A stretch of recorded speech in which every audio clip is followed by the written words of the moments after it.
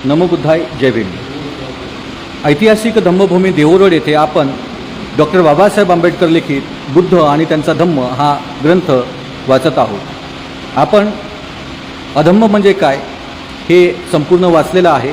आज भाग 5वा सद्धम्म म्हणजे काय हे वाचूया। मनाची मलिनता दूर करणे। एकदा तथागत हे श्रावस्तीत वास करीत असताना कोसल राजा प्रसेनजित त्यांच्या निवासस्थानी आला आणि आपल्या रथातून उतरून भक्तिभावाने तो तथागतांच्या सनिध गेला। सकाळी नगरात प्रवेश करून आपले आदरातिथ्य स्वीकारावे असे त्याने तथागताला विनविले। यामुळे त्याचा हेतू लोकांना भगवान बुद्धाचे सर्वोत्तम दर्शन घडावे, त्यांचा धर्म कळावा, त्यांच्यावर श्रद्धा बसावी हा होता। भगवान बुद्धाने त्याचे आमंत्रण स्वीकारले आणि दुसऱ्या दिवशी सकाळी आपल्या सर्व भिक्षू संघासह नगरात प्रवेश केला आणि चौरस्ते ओलांडून पूर्वनियोजित स्थानी येऊन विराजमान झाला। भोजन संपल्यानंतर राजाच्या विनंतीनुसार चौरस्त्यावर एका मोठ्या श्रोतृ समूहासमोर त्याने धर्मोपदेशाला प्रारंभ केला। यावेळी त्या श्रोतृवृंदात 2 व्यापारी त्याचे भाषण ऐकत होते। त्यापैकी एक मनात विचार करू लागला, असल्या धर्मसिद्धांताचा उपदेश सार्वजनिक रीतीने घडवून आणावा यात राजाचे किती थोर शहाणपण दिसते, किती सर्वव्यापी व शोधक बुद्धीचे सिद्धांत आहेत हे। दुसऱ्याच्या मनात विचार आला, असल्या माणसाला धर्मोपदेश करायला येथे आणणे यात राजाचा किती मूर्खपणा आहे। म्हणजे 2 व्यापाऱ्यांचं 2 मत। एक म्हटला हे किती चांगलं आहे आणि दुसरा म्हटला हे किती मूर्खपणाचं आहे। पुढे गाय जे वाहन ओढीत असते त्याला बांधलेले वासरू गायीच्या मागून जाते आणि जात असताना हंबरत असते, त्याप्रमाणे भगवान बुद्ध या राजा मागून जात आहे। ते नगर सोडल्यानंतर ते दोघे व्यापारी ज्या सराईमध्ये उतरले होते तेथे एकत्र आले। मद्यपान करीत असताना जो व्यापारी भला होता त्याला चातुर महाराजिक देवतांनी संयमित आणि संरक्षित ठेवला। उलट दुसरा मात्र पिशाच्याने पिसाळल्याप्रमाणे एकसारखा पीत होता। शेवटी झोप आल्याने तो गुत्त्याच्या जवळच्या रस्त्यावर पहुडला।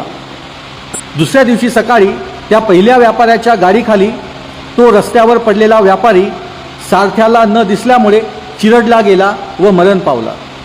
पहिला व्यापारी एका दूर देशात आला असताना त्या देशाच्या एका पवित्र अश्वाने त्याच्यापुढे गुडघा वाकविल्यामुळे तो त्या देशाचा राजा म्हणून निवडला गेला आणि सिंहासनाधिष्ठित करण्यात आले। त्यानंतर या आपल्या जीवनाला मिळालेली ही विलक्षण कलाटणी मनात आणून तो भगवान बुद्धाकडे गेला आणि आपल्या देशात येऊन आपल्या प्रजेला उपदेश करण्यासाठी त्यांना आमंत्रण दिले। त्यावेळी त्या जगद्वंद बुद्धाने दुष्टबुद्धी व्यापाराच्या मृत्यूचे आणि त्या सद्बुद्धी व्यापाराच्या भरभराटीचे कारण त्यांना सांगितले आणि म्हटले, मन सर्वांचे मूळ आहे, मन हे स्वामी आहे, मन हे कारण आहे। मनात दुष्ट विचार असतील तर माणसाचे विचार, माणसाचे शब्द आणि कार्यही दुष्ट बनतात। पापोद्भव दुःखे ज्याप्रमाणे रथाची चाके रथाच्या घोड्यामागे जातात त्याचप्रमाणे त्याचा पाठपुरावा करीत असतात। मन हे सर्वांचे मूळ आहे, तेच आज्ञा करते आणि तेच घटना घडवून आणते। मनात सद्विचार असतील तर त्या माणसाचे शब्द आणि कार्ये दोन्हीही चांगली असतात आणि अशा सदाचारापासून उद्भवणारे सुख पदार्थाच्या सावलीप्रमाणे सदोदित त्या माणसामागे जात असते। हे शब्द ऐकून राजा, त्याचे प्रधान आणि इतर असंख्य लोकांनी भगवान बुद्धाची धर्मदीक्षा ग्रहण केली आणि ते त्याचे शिष्य झाले। अशा प्रकारे या 2 व्यापाऱ्याची कथा तिथे सांगितलेली आहे आणि त्यातला मूळ सिद्धांत जो आहे तो हा मनाच्या विचाराबद्दल बुद्धाने मांडलेला आहे। जे काही आहे त्याचं सर्वांचं मूळ हे मन आहे। मनामध्ये जर वाईट विचार असतील तर सगळी कार्य आपले वाईट होतील, मनामध्ये जर चांगले विचार असतील तर सगळं काही चांगलं होईल। अशा पद्धतीचा हा विचार बुद्धाने या ठिकाणी सांगितलेला आहे। दुसरं सद्धम्म म्हणजे काय? जग हे धम्मराज्य बनविणे। धम्माचे प्रयोजन काय याची भिन्न धर्मांनी भिन्न भिन्न उत्तरे दिली आहेत। माणसाला ईश्वर प्राप्तीच्या मार्गी लावून त्याला आपल्या आत्म्याच्या मोक्षाचे महत्त्व शिकविणे हे सामान्यतः वरील प्रश्नाला उत्तर येते. धर्माचे प्रयोजन काय? तर मोक्ष प्राप्त करणं.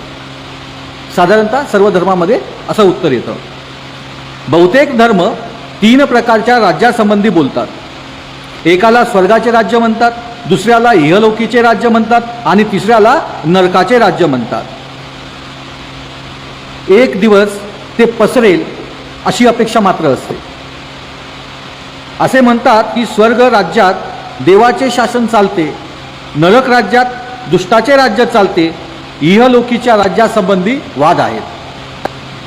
ते सैतानाच्या मांडलिकत्वाखाली नसते, त्याचप्रमाणे देवांचे सार्वभौमत्वही त्यावर पसरलेले नसते. एक दिवस ते पसरेल अशी अपेक्षा मात्र असते. या 3 जे राज्य आहेत त्यांची अवस्था काय आहे, तिथे कोण राज्य करते याबद्दल इथं भाष्य केलेलं आहे. काही धर्मामध्ये स्वर्गराज्य प्रत्यक्ष ईश्वराच्या शासनाखाली असल्याने तेथे धर्मराज्य असते. इतर काही धर्मात स्वर्गराज्य हे इहलोकी असत नाही, ते फक्त स्वर्गाचेच दुसरे नाव आहे. जो कोणी ईश्वर आणि त्याच्या प्रेषितावर श्रद्धा ठेवील त्यालाच तेथे पोहोचता येते.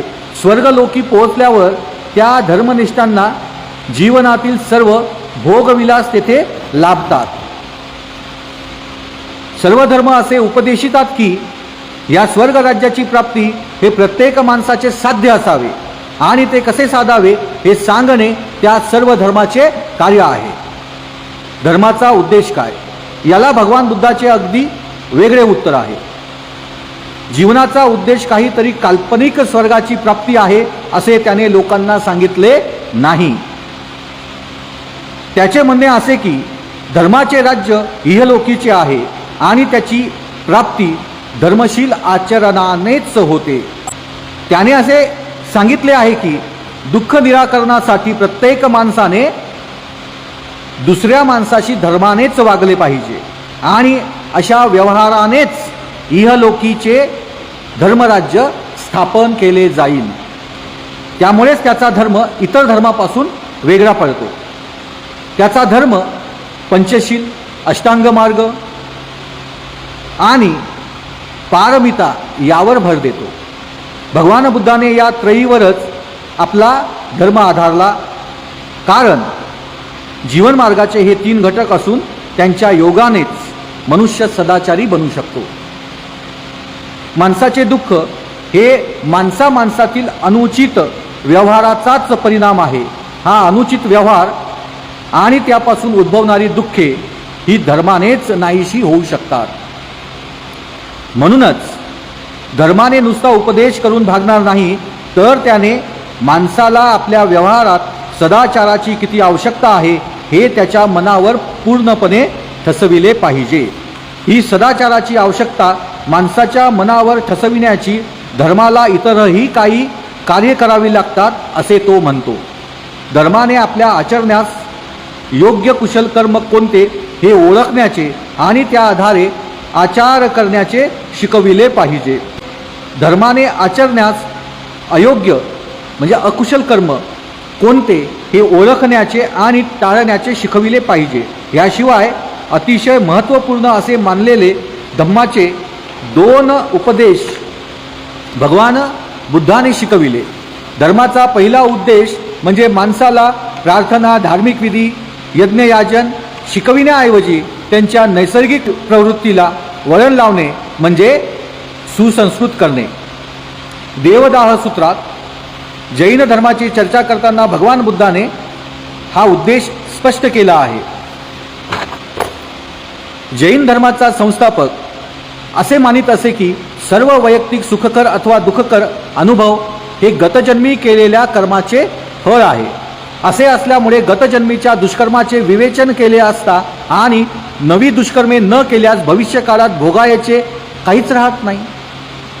भविष्य काळात भोगायला लावणारे दुष्कर्माचे परिणाम उरले नाहीत की दुष्कर्म क्षय पावते आणि दुष्कर्म क्षय पावले की दुःखाचा क्षय होतो आणि सर्व दुःखाचेच मुळापासून उच्चाटन होते, असा जैन धर्माचा दृष्टिकोन आहे. यावर भगवान बुद्धाने असा प्रश्न केला, तुम्हाला असे सांगता येईल का की या इथे आता दुष्ट वृत्तींचा उच्छेद केला की त्या क्षणी तिथे सत्प्रवृत्तीची स्थापना होते? याचे उत्तर नाही असेच आहे. म्हणजे असं कधी सांगता येईल का की बाबा आता दुष्टकर्म संपले आणि इथून आता सत्प्रवृत्तीची स्थापना झाली, असं काही सांगता येते का? नाही सांगता येत. याचे उत्तर नाही असेच आहे. तेव्हा भगवान बुद्धाने विचारले, जोपर्यंत तुम्ही दुष्टवृत्तीचा त्याग करून सत्प्रवृत्तींचा अंगीकार करण्याचे मनात शिक्षण दिले नाही, तोपर्यंत गत दुष्कर्माचे विवेचन आणि नव्या दुष्कर्माचा प्रारंभ न करणे या क्रियांना काय अर्थ आहे? भगवान बुद्धाच्या मते हा त्या धर्मातील गंभीर दोष होता. सत्प्रवृत्ती हीच चिरस्थायी चांगुलपणाचे अधिष्ठान आणि हमी आहे. म्हणूनच भगवान बुद्धाने चित्ताच्या साधनेला म्हणजेच माणसाच्या वृत्तीला सुसंस्काराने वळण लावण्याला अगदी पहिले स्थान दिले आहे. धर्माचा जो दुसरा उद्देश भगवान बुद्ध अत्यंतिक महत्त्वाचा मानतो तो म्हणजे एखादे तत्व उचित म्हणून समजल्यावर जर कोणी साथी नसला तरी धैर्याने तत्वाच्या मार्गापासून विचलित न होणे. सुल्लेख सुत्तामध्ये भगवान बुद्धाने या मुद्द्यावर भर दिला आहे. तेथे तो म्हणतो, जरी दुसरे लोक हानिकारक वर्तन करीत असले तरी मी काही हानिकारक कृत्य करणार नाही, अशा निश्चयाने तुम्ही आपले मन निर्मल बनविले पाहिजे. जरी दुसरे लोक हत्या करीत असले तरी तुम्ही हत्या करता कामा नये. जरी दुसरे लोक चोरी करत असले तरी तुम्ही चोरी करता कामा नये. दुसऱ्या लोकांचे जीवन श्रेष्ठ नसले तरी तुमचे जीवन श्रेष्ठच असले पाहिजे. दुसरे लोक खोटे बोलत असले, निंदा करीत असले, जोरजोराने निषेध करीत असले, बडबडत असले तरी तुम्ही तसे करता कामा नये. जरी दुसरे लोक लोभी असले तरी तुम्ही लोभी असता कामा नये. जरी दुसरे लोक द्वेष करीत असले तरी तुम्ही द्वेष करता कामा नये. जरी दुसरे लोक मिथ्या दृष्टीने, मिथ्या संकल्पाचे, मिथ्या वाणीचे, मिथ्या क्रियेचे, मिथ्या समाधीचे असले तरी मी मात्र सम्यक दृष्टी, सम्यक संकल्प, सम्यक वाणी, सम्यक कर्म, सम्यक आजीविका, सम्यक व्यायाम, सम्यक स्मृती आणि सम्यक समाधी या अष्टांग मार्गापासून विचलित होणार नाही. जरी दुसरे सत्य आणि निर्वाण याबाबत चुकत असले तरी तुम्ही सत्य आणि निर्वाण यांच्या मार्गापासून विचलित होता कामा नये. जरी दुसरे लोक आळस आणि तंद्री यांच्या अधीन असले तरी तुम्ही मात्र या दोषापासून विमुक्त असले पाहिजे. जरी दुसरे लोक गर्विष्ठ असले तरी तुम्ही मात्र विनम्र असले पाहिजे. जरी दुसरे लोक शंकाकुल असले तरी तुम्ही मात्र निशंक असले पाहिजे. जरी दुसरे लोक क्रोध, मत्सर, द्वेष, कृपणता, लोभ, ढोंग, कपट, निर्बुद्धपणा, उद्धटपणा, आगाऊपणा, दुष्टसंगत, आळशीपणा, अश्रद्ध, निर्लज्जपणा, सत असत विवेकाचा अभाव, अडाणीपणा, निष्क्रियता, गोंधळ, शहाणपणाचा अभाव इत्यादी दोषांनी युक्त असले तरी तुम्ही मात्र या दोषांच्या विरोधी असलेले गुण अंगी बाणविले पाहिजे.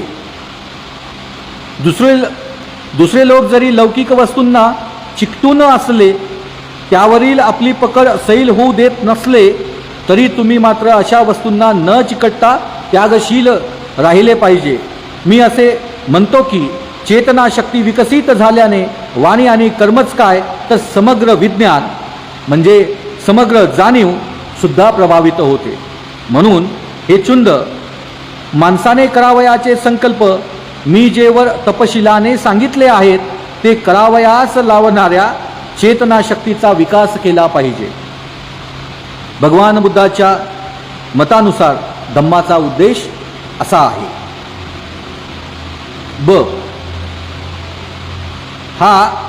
धर्म हा तेव्हाच सद्धम्म असतो जेव्हा तो सर्वांना ज्ञानाचा मार्ग मोकळा करतो.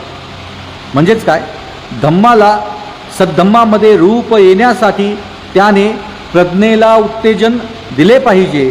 जेव्हा धम्मविद्या सर्वांस मोकळी करतो तेव्हा तो सद्धम्म होय.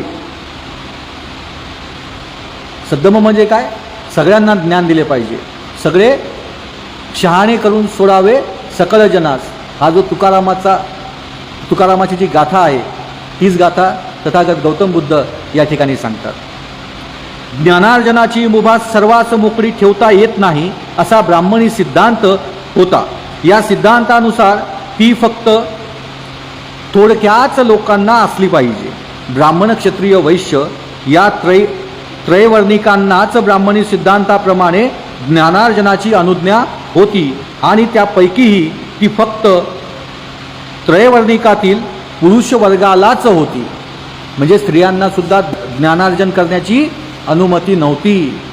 स्त्रिया या ब्राह्मण, क्षत्रिय अथवा वैश्य असोत, त्याप्रमाणेच शूद्र पुरुष असो अथवा स्त्री असो, त्या सर्वांना ज्ञानार्जनाचाच काय पण साक्षरतेचाही अधिकार नव्हता. साक्षरता म्हणजे अक्षर ओळख. ब्राह्मणांच्या या भयंकर सिद्धांताविरुद्ध भगवान बुद्धाने बंड उभारले. ज्ञानमार्ग, मग तो पुरुष असो अथवा स्त्री असो, तो सर्वांना मोकळा असला पाहिजे असे भगवान बुद्ध शिकवित असे. पुष्कळ ब्राह्मणांनी त्यांच्या मताला विरोध केला. लोहितच्या ब्राह्मणासोबत झालेला त्याचा वादविवाद त्याच्या या मतावर चांगलाच प्रकाश टाकतो.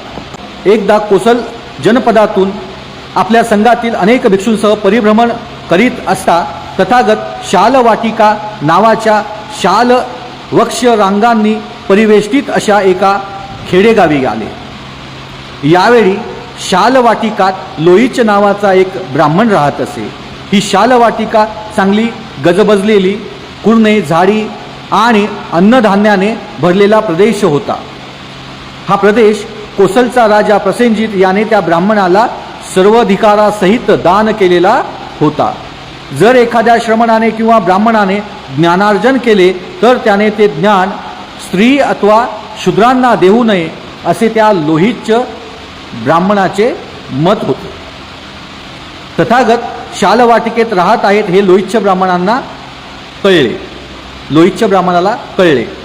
हे कळल्यावर लोहितच्याने आपला न्हावी भेसिक यास सांगितले, भेसिका इकडे ये, ऐक, तो श्रमण गौतम जेथे उतरला आहे तेथे जा आणि नाव सांगून त्याला विचार, तुझा आजार आता बरा आहे ना? तुझे प्रकृती स्वास्थ्य ठीक आहे ना? हे कुशल प्रश्न झाल्यावर त्याला सांग, उद्या आपण आपल्या भिक्षू संघासह लोहितच्या ब्राह्मणाकडे भोजनास यावे. तो न्हावी म्हणाला, ठीक आहे महाराज. लोहितच्या आज्ञेप्रमाणे त्याने तथागताकडे जाऊन सांगितल्याप्रमाणे त्याला आमंत्रण दिले. तथागताने त्या विनंतीला मूकसंमती दिली. दुसऱ्या दिवशी सकाळी वस्त्र परिधान करून आपले भिक्षापात्र हाती घेऊन तथागत आपल्या भिक्षू संघासह शालवाटिकेकडे निघाले. भगवान बुद्धाला आणण्यासाठी लोहितच्याने पाठविलेला दूत भगवान बुद्धाच्या मागे एक एक पाऊल टाकीत चालला होता.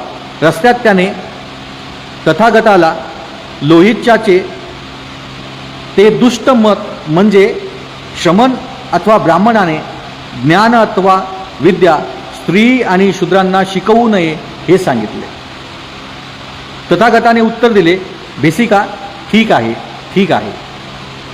तथागत त्या लोहितच्या ब्राह्मणाच्या निवासस्थानी गेले आणि त्यांच्यासाठी जे स्थान करून ठेवलेले होते त्या ठिकाणी जाऊन बसले.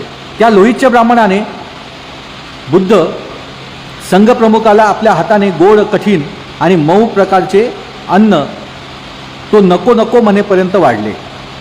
तथागताचे भोजन संपल्यानंतर त्यांनी आपले भिक्षापात्र आणि हात धुतले. नंतर लोहितच्याने एक ठेंगणे आसन आणून तो तथागताच्या बाजूला त्या आसनावर बसला. लोहितच्या अशा रीतीने बसल्यावर तथागताने विचारले, लोक म्हणतात की श्रमण अथवा ब्राह्मणाने ज्ञान अथवा विद्या स्त्री अथवा शूद्रांना शिकवू नये असे तुझे मत आहे, ही खरी गोष्ट आहे काय? लोहितच म्हणाला, होय गौतमा, माझे मत तसेच आहे. लोहितच, तुला काय वाटते, तू शालवाटिकेत नांदत आहेस नाही का? होय गौतमा, मी शालवाटिकेत नांदत आहे. लोहितच, मग कल्पना कर, जर कोणी असे बोलला, या शालवाटिकेत लोहितच्या ब्राह्मणाचे राज्य आहे, त्याला एकट्यालाच या शालवाटिकेचे उत्पन्न आणि त्यात उत्पन्न होणारा माल यांचा उपभोग घेऊ द्या, दुसऱ्या कोणालाही काही देऊ नका. असे बोलणाऱ्याला तुझ्यावर अवलंबून असणाऱ्यांना तो संकटात टाकणारा आहे असे तू मानशील की नाही? अर्थात गौतमा, मी त्याला संकट निर्माताच समजेल. अशा संकट निर्मात्याला तू त्यांचा हितकर्ता मानशील काय? लोहितच्याने उत्तर दिले, अर्थात नाही गौतमा, मी त्याला त्यांचा हितकर्ता मानणार नाही. अशा रीतीने त्यांच्या हिताची पर्वा न करणाऱ्या माणसाचे अंतःकरण प्रेमभावयुक्त आहे की वैरभावयुक्त आहे असे तू म्हणशील? गौतमा, मी ते वैरभावयुक्त आहे असे माने. पण ज्यामुळे माणसाचे अंतःकरण वैरभावयुक्त होते तो सिद्धांत तू चांगला की वाईट मानशील? गौतमा, मी तो सिद्धांत वाईट आहे असेच माने. मग लोहितच, मला सांग, कोसलचा प्रसेनजित राजा काशी आणि कोशल प्रांताचा अधिपती नाही काय? होय गौतमा, तो कोसल आणि काशीचा अधिपती आहे. मग लोहितच, कल्पना कर, जर कोणी असे बोलला की कोसलचा राजा प्रसेनजित यांच्या छत्राखाली काशी आणि कोसल प्रांत आहेत, त्याला एकट्यालाच त्या काशी कोशलचे उत्पन्न आणि तेथे उत्पन्न होणारा माल यांचा उपभोग घेऊ द्या, दुसऱ्या कोणाला काही देऊ नका. तर असे बोलणाऱ्या मनुष्याला तू आणि जे इतर प्रसेनजिताचे आश्रित आहात त्यांना संकटात टाकणारा मनुष्य म्हणून तू मानशील की नाही? होय गौतमा, मी त्याला संकटकर्ताच समजेन. अशा संकटकर्त्या माणसाला तू हितकर्ता मानशील काय? नाही गौतमा, तो त्यांचा हितकर्ता नव्हे, आणि जर तो त्यांचा हितकर्ता नसेल तर त्याचे अंतःकरण लोकांसंबंधी प्रेमयुक्त आहे की वैरयुक्त आहे? गौतमा, ते वैरयुक्त आहे. ज्या सिद्धांताने माणसाचे अंतःकरण वैरयुक्त होते तो सिद्धांत तुझ्या मते चांगला की वाईट? गौतमा, तो सिद्धांत वाईट आहे. मग लोहितच्या, तू हे मान्य करतोस की जर तुला कोणी सांगू लागले की तू शालवाटिकेचा स्वामी असल्यामुळे तिच्या उत्पन्नाचा आणि मालाचा तू एकट्यानेच उपभोग घ्यावा, दुसऱ्या कोणालाही त्यातील काही देऊ नये, त्याप्रमाणे कोणी असे बोलू लागला की कोसलचा प्रसेनजित राजा काशी कोसलचा राजा असल्यामुळे त्याचे सर्व उत्पन्न त्याने एकट्यानेच भोगावे, दुसऱ्या कोणाला त्याने काही देऊ नये, तर तो तुझ्यावर अवलंबून असणाऱ्या लोकांना आणि त्याचप्रमाणे तुला आणि तुझ्यासारख्या राजाच्या आश्रितांना संकटात टाकणारा ठरेल. असे जे दुसऱ्यांना संकटात टाकतात त्यांच्या ठिकाणी प्रेमभावनेचा अभाव आणि वैरभावाचा प्रभाव दिसतो, आणि अंतःकरणात वैरभावाचा प्रादुर्भाव करणारा सिद्धांत हा गैर आहे. तद्वत हे लोहितच, जो कोणी श्रमण अथवा ब्राह्मण विद्या आणि ज्ञान स्त्री पुरुषांना देऊ नये असे म्हणतो, त्याचे ते मत वैरभावावर आधारल्यामुळे तो संकट निर्माता ठरतो. अशा प्रकारे जो कोणी स्त्रीशूद्रांना ज्ञान आणि विद्या देऊ नये असे म्हणतो तो दुसऱ्याच्या मार्गात अडचणी उभा करतो, तो त्याचा हितचिंतक ठरत नाही. अशा प्रकारे जो मनुष्य दुसऱ्याचे हितचिंतित नाही तो त्यांचा शत्रू ठरतो, आणि जो सिद्धांत एकाला दुसऱ्याचा शत्रू बनवितो तो सिद्धांत गैर आहे. अशा प्रकारे भगवान बुद्धाने राजा प्रसेनजित आणि स्वतः लोहितच याच्या त्या अधिपत्याखाली असलेल्या प्रदेशावर ज्याप्रमाणे फक्त त्याचा एकट्याचाच अधिकार नाही तर तो सर्वांचा अधिकार आहे, त्याचप्रमाणे विद्या आणि ज्ञान ही सुद्धा त्यावर सुद्धा सर्वांचा अधिकार असला पाहिजे, ती कोणा एकट्याच्या मालकीची असता कामा नये. अशा प्रकारचा सिद्धांत या ठिकाणी तथागत गौतम बुद्धांनी या ठिकाणी मांडला. धम्म जेव्हा केवळ विद्या पुरेशी नाही, कारण त्यामुळे पोकळ पांडित्य निर्माण होते असे शिकवितो, तेव्हा त्याला सद्धम्म रूप प्राप्त होते. एकदा भगवान बुद्ध कोसांबीच्या सुस्वर विहारात राहत होते. तेथे जमलेल्या ज्या लोकांना तो उपदेश करीत होता त्यांच्यामध्ये एक ब्रह्मचारी होता. त्या ब्रह्मचार्याला अभिमान वाटत असे की वेदज्ञानात आपण अद्वितीय आहोत. वादविवादात हरविणारा कोणी न आढळल्यामुळे तो ज्या ज्या ठिकाणी जाई त्या त्या ठिकाणी हातात एक मशाल घेऊन मिरवत असे. एके दिवशी शहराच्या चौरस्त्यावर त्याला एक मनुष्य भेटला. त्याने त्या ब्रह्मचार्याला त्याच्या या विक्षिप्त वर्तनाचे कारण विचारले. त्यावर तो ब्रह्मचारी म्हणाला, जग अंधकारमय व लोक भ्रांत आहेत. त्यामुळे मी जितका प्रकाश करता येईल तितका प्रकाश करण्यासाठी मी ही मशाल बरोबर घेत असतो. त्याला जमलेल्या लोकात पाहिल्यावर भगवान बुद्धाने हाक मारून विचारले, या मशालीने तू काय करीत आहेस? त्या ब्रह्मचार्याने उत्तर दिले, लोक म्हणजे सर्व लोक अज्ञानाच्या अंधकारात चाचपडत असल्यामुळे त्यांना मार्ग दाखविण्यासाठी मी ही मशाल धारण केली आहे. नंतर तथागताने त्याला परत विचारले, खरोखर तू इतका विद्वान आहेस? धर्मग्रंथातील 4 विद्या म्हणजे शब्दविद्या, ज्योतिर्विद्या, राजविद्या आणि युद्धविद्या तू जाणतोस काय? या विद्यांशी आपण अपरिचित असल्याचे त्या ब्रह्मचार्याला कबूल करावे लागले. त्याने ती मशाल फेकून दिली.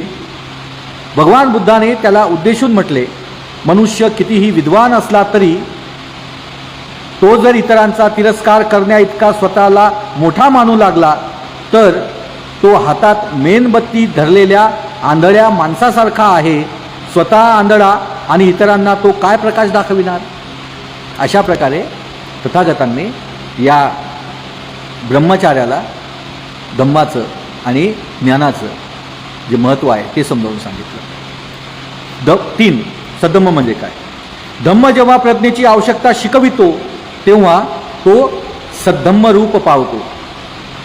ब्राह्मण विद्या ही विद्या म्हणून महत्त्वाची मानत. माणूस विद्वान असला आणि मग जो तरी सद्गुणी नसला तरी ते त्यास पूजार्ह मानित. ते म्हणत की राजाला स्वदेशी पूज्य मानतात, परंतु विद्या ही सर्वत्र पूजनीय समजली जाते. त्यांना सुचवायचे असे की विद्वान हा राजापेक्षा थोर आहे. भगवान बुद्धाने विद्या आणि प्रज्ञा यात भेद केला आहे. तो भेद म्हणजे ज्ञान आणि शहाणपणा यांच्यामधील भेद आहे. असे कोणी म्हणेल की ब्राह्मणही प्रज्ञा आणि विद्या यामध्ये भेद करीत आहे. हे कदाचित खरेही असेल, परंतु भगवान बुद्धाची प्रज्ञा आणि ब्राह्मणाची प्रज्ञा यात महदंतर आहे. अंगुत्तर निकायातील एका प्रवचनात भगवान बुद्धाने हा भेद फार चांगल्या रीतीने स्पष्ट केला आहे. एका प्रसंगी तथागत राजगृहाजवळच्या वेळुवनात रामाच्या कलंदक निवासात उतरला होता. त्यावेळी मगधाचा एक मोठा अमात्य वर्षकार ब्राह्मण तथागतांना भेटण्यासाठी आला. आदराने तथागतांना अभिवादन केल्यावर तो त्यांच्या समीप बसला आणि म्हणाला, श्रमण गौतमा, जेव्हा पुरुषांच्या अंगी 4 गुण असतात तेव्हा त्याला मोठा, शहाणा आणि थोर मानतात. हे 4 गुण कोणते? पहिली गोष्ट म्हणजे तो विद्वान असला पाहिजे, म्हणजे कोणतेही वचन उच्चारताक्षणी त्या वचनाचा तत्काळ अर्थ समजावून त्याला सांगता आला पाहिजे. त्याशिवाय त्याची स्मरणशक्ती चांगली असली पाहिजे. पूर्वी घडलेल्या किंवा बोललेल्या गोष्टींचे स्मरण असले पाहिजे आणि करता आले पाहिजे. गृहस्थी माणसाच्या सर्व कर्तव्यात तो कुशल आणि तत्पर असला पाहिजे. कोणते कारण योग्य आणि कोणती कारणे उचित हे ठरविण्यात तो तरबेज असला पाहिजे. श्रमण गौतमा, माणसाच्या ठिकाणी हे गुण असले की आम्ही त्याला श्रेष्ठ पुरुष समजतो. जर हे गुण गौतमांना प्रशंसनीय वाटत असतील तर याच गुणाच्या आधारे त्यांनी माझी प्रशंसा करावी. उलट पक्षी त्यांच्या मते मी तर दोषास्पद असेन तर ह्याच गुणांच्या आधारे त्यांनी मला दोष द्यावा. ब्राह्मणा, या गुणांच्या आधारे मी तुझी स्तुतीही करू शकत नाही किंवा तुला दोषही देऊ शकत नाही. तू सांगितलेस त्यापेक्षा अगदी वेगळे असे 4 गुण पुरुषाच्या अंगी असले तरच मी त्याला प्रज्ञावान मानतो. हे 4 गुण म्हणजे, प्रथम, तो गुणसंपन्न मनुष्य बहुजन हितरत आणि बहुजन सुखरत असला पाहिजे.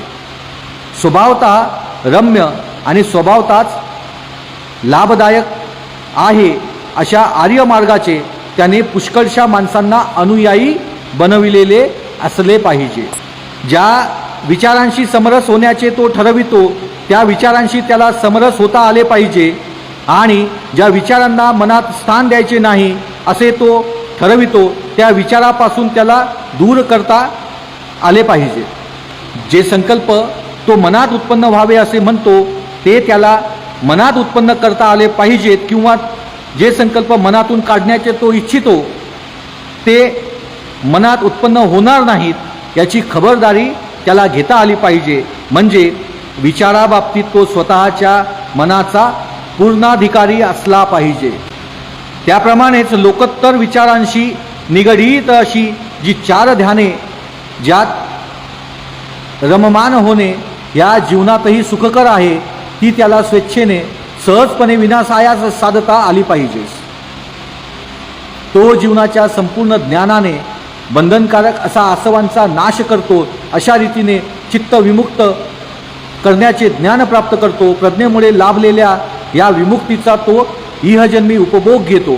म्हणून हे ब्राह्मणा, नाही, तू सांगितलेल्या गुणदोषाच्या आधारे मी तुझी स्तुतीही करू शकत नाही अथवा तुला दोषही देऊ शकत नाही, परंतु मी सांगितलेले 4 गुण ज्याच्या ठिकाणी असतात त्याला मात्र मी प्रज्ञावान आणि थोर मनुष्य समजतो. श्रमण गौतमा, हे खरोखर आश्चर्य आहे. किती चांगल्या रीतीने तू हे सांगितले आहेस. मी स्वतः गौतमाच्या अंगी हे 4 गुण आहेत असे मानतो. तो बहुजनांच्या हितासाठी आणि सुखासाठी झटत असतो. तो त्यांना स्वभावतःच सुंदर आहे आणि हितकारक आहे अशा दाखविणाऱ्या आर्यमार्गात आणून सोडतो. खरोखर गौतम हा ज्या विचारावर आपले चित्त एकाग्र करावे असे ठरवितो त्यावर तो आपले चित्त एकाग्र करू शकतो. तो आपल्या विचारांचा स्वामी आहे. खरोखर गौतम हा इच्छेनुसार 4 ध्याने करू शकतो. खरोखर तो आसवनाशाने आपले अंतकरण विमुक्त करतो. ही विमुक्ती प्रज्ञेने साधतो आणि त्या स्थितीत तो सदैव राहतो. या ठिकाणी भगवान बुद्धाची प्रज्ञा आणि ब्राह्मणांची प्रज्ञा यात भेद अगदी स्पष्ट शब्दात केला आहे. या ठिकाणी भगवान बुद्ध प्रज्ञेला अधिक महत्त्वाची का मानतो हे त्याने स्पष्ट केले आहे. अशा प्रकारे भगवान बुद्ध या ठिकाणी आपल्या प्रज्ञेची महती या ठिकाणी सांगतात, जी बहुजन हिताय बहुजन सुखाय या कामासाठी असली पाहिजे. धम्माला सद्धम्म रूप प्राप्त व्हावयाला त्याने मैत्रीला उत्तेजन दिले पाहिजे. हा भाग जो आहे आपण आता पुढे वाचूयात. आज आपण याच ठिकाणी थांबूयात. नमो बुद्धाय. जय भीम.